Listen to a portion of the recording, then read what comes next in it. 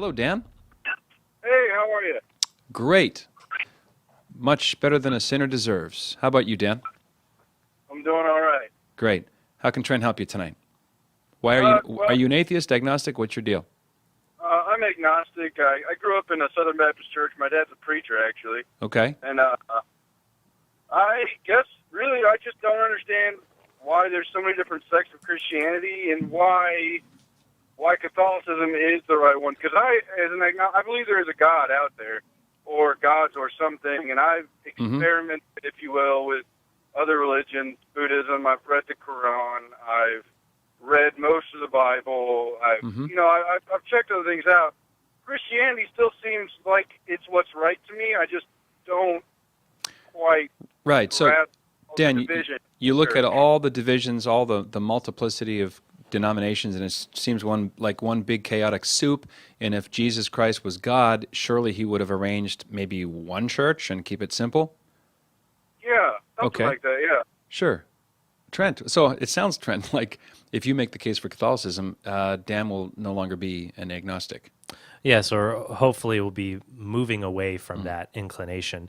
Dan, I think I would say that the diversity in religious belief can be attributed to many things. I wouldn't attribute it to God. I would attribute to people might obey or disobey God. They may trust in their own pride or their own reasoning and reject God's revelation. And that's essentially what happens with heresies. And I guess I would say this, that you and I seem to agree that Christianity makes sense. God became man, the man Jesus of Nazareth.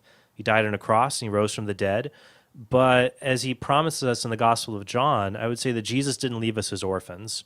Not only did he leave us his spirit, but he built a church. Matthew chapter 16 describes this happening, and he says to the Apostle Peter, he changes Peter's name, and the guy's name was actually Simon, and he changes it to Peter, which comes from the Greek word Petros, which means rock. And he says, you're Peter, you're rock, and on this rock I will build my church.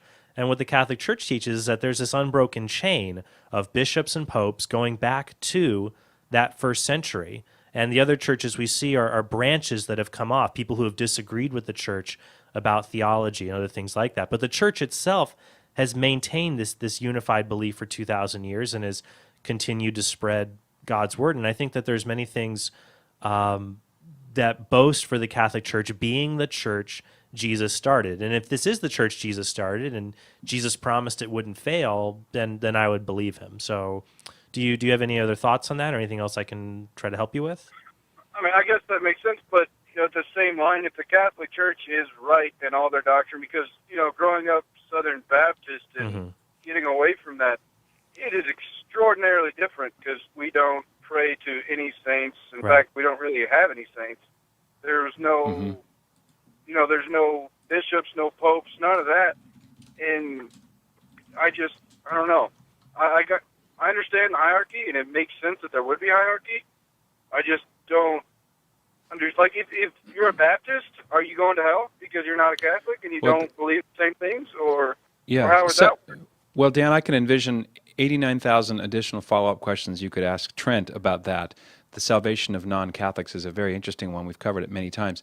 Trent, what about starting with your book and then invite Dan and people listening to go to our website and do a keyword search? I mean, Catholicism is such a myriad of Dan, I think that what you're saying is, well, what my church believes is different than the Catholic Church. Wouldn't you and I agree we should try to believe what Jesus and the first Christians, what they believed? Would that be a good goal?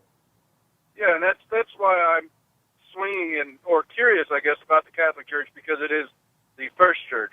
Mm-hmm. Yeah, that is a good question you can ask. You can actually Google this question and see a neat chart about it. It's called Who Started Your Church? I believe John Salza actually came up with this, but other people have put together lists. You can see the different times in history in the 19th century and the 16th century. Different churches are started by Martin Luther or Calvin or John Smith or Joseph Smith, Mary Baker Eddy, but only the Catholic Church can say there's an unbroken chain that goes back to Jesus Christ himself, and that has retained the valid authority for all the bishops, including the Bishop of Rome, who is the Pope. So if you want to, you can go to our website, Catholic.com, and you can search for tracts, search for church fathers, and you can read what the very first Christians, people like Justin Martyr, Saint Irenaeus, these are the first generations of Christians, what they believed. And you'll find, Dan, that they believed very closely to what Catholics today believe. They believe that the Eucharist is the real physical presence of Jesus Christ. They believe that baptism isn't a symbol. Baptism really regenerates and saves us from sin. They believed there should be priests and bishops, and one bishop is preeminent among them. That would be the Pope, the Bishop of Rome. So go to our website, Catholic.com, and just search for Church Fathers, First Christians. And yeah, just keep looking and feel free to call back. We'd enjoy hearing from you again. Hope that's a help, Dan. Thank you. Congrats on your new book. And by the way, if you didn't know, this radio show is the outreach on the air of the Catholic Answers Apostolate. Our website is Catholic.com. And you'd be most welcome to chime in, do a keyword search, and call back whenever you want, Dan. We'll ship the book off as soon as we can. All right, thank you. All right, thanks, Dan.